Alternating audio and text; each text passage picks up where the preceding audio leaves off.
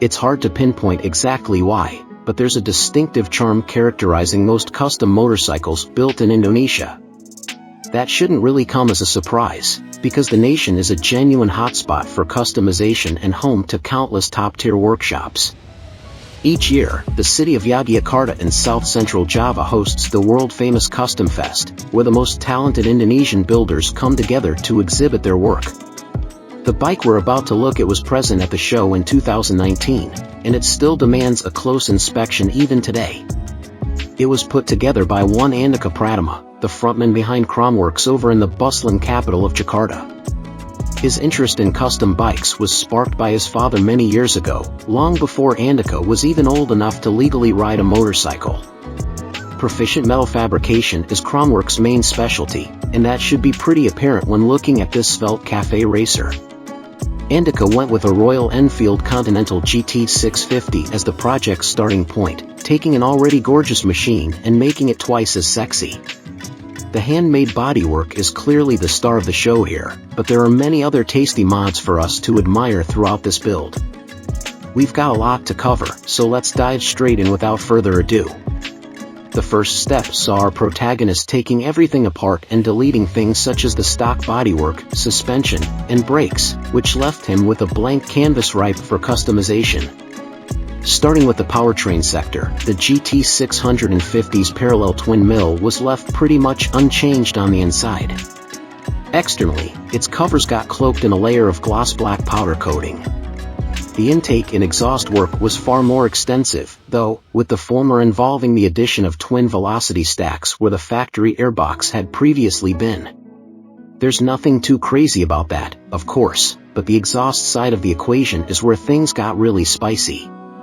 Andika fashioned the new plumbing from scratch using stainless steel, creating a seamless, uninterrupted curve from the ports to the silencers. Moving on to the structural adjustments, he ditched the Continental GT's original rims in favor of 17-inch Acront substitutes.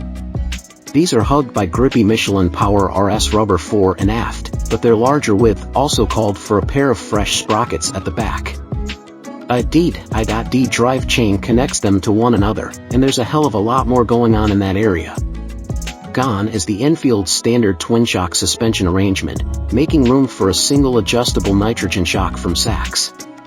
As you can imagine, the swing arm had to be extensively revised in order to accommodate this new setup, and Kromworks aced it without breaking too much of a sweat.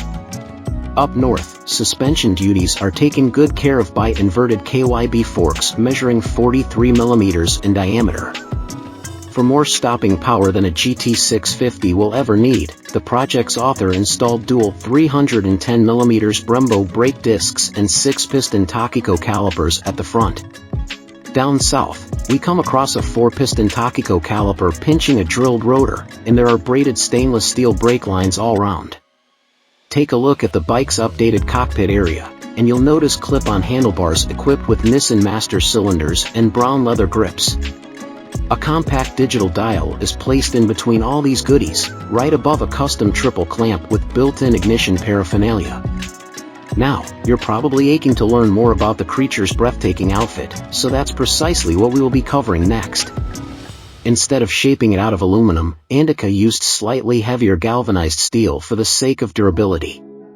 Starting at the front, we're greeted by a stunning cafe racer-style fairing fitted in place via bespoke brackets, along with a tiny fender lower down. Right behind the cockpit is a one-off fuel tank featuring knee indentations and a flush-mounted filler cap, all flanked by a pair of chrome-plated air scoops. At 6 o'clock, Kromworks first swapped the stock subframe with a tailor-made unit built in-house. Then, the whole shebang got topped with a pointy tail section and accompanying air scoops wrapped in chrome, as well as 2-piece black leather saddle with room for one. In a very subtle manner, the tail's design echoes that of the exhaust pipework for some sweet visual continuity. With the bodywork fabrication taken care of, the last job on Andika's list was the livery. A superb matte copper hue was chosen as the base color for the Continental GT's new overalls, and it is accompanied by silver leaf detailing and chromed surfaces. All things considered, this rad cafe racer may not be a practical option for street riding, but its breathtaking looks made it a worthy addition to the Kustomfest lineup, for sure. As always, Andika Pratama spared no expense in making his vision come to life, and the result speaks for itself.